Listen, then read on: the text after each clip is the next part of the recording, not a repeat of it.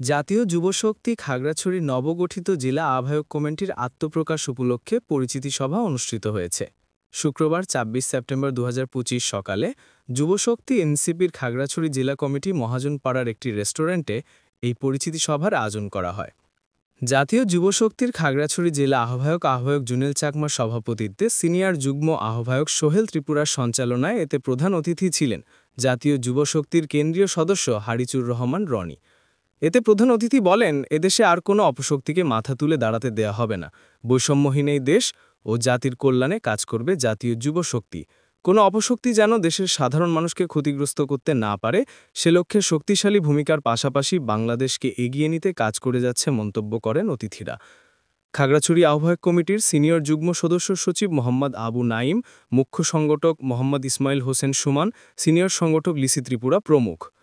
পরিচিতি সভায় জাতীয় যুবশক্তি ৭ দফা ইস্তেহার তুলে ধরে বক্তারা সাংগঠনিক কার্যক্রমের কার্যপ্রণালী তুলে ধরে করণীয় বিষয়ে আলোচনা করা হয়। এতে বক্তারা বলেন, কোনো অপশক্তি যেন দেশে দুর্নীতি লুটপাট করে দেশকে ধ্বংসের মুখে ঠেলে দিতে না পারে, সেজন্য সোচ্চার থেকে বাংলাদেশকে এগিয়ে নিতে বদ্ধপরিকর করে মন্তব্য করেন বক্তারা। এর আগে কেন্দ্র থেকে গত ১২ সেপ্টেম্বর ৩৫ সদস্য বিশিষ্ট ঘোষিত খাগড়াছড়ি জেলা আহ্বায়ক কমিটির নাম ঘোষণা করেন প্রধান অতিথি।